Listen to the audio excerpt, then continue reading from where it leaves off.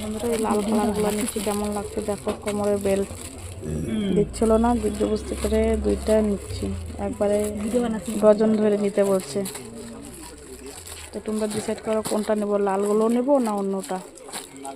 তো পাশে দেখো কানে ঝুমকানাও আছে এখানটায়, আরো বাদ বাকি লাল দুটা দুজনে দুটো নিচ্ছি।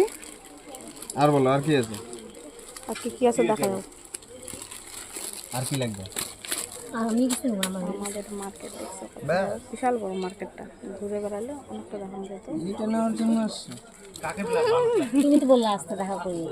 এই শালা রে, এমন ভাবে বলতেছ মনে হয় আমার গার্লফ্রেন্ড রে, আমি বললেই চলে আসবে রে।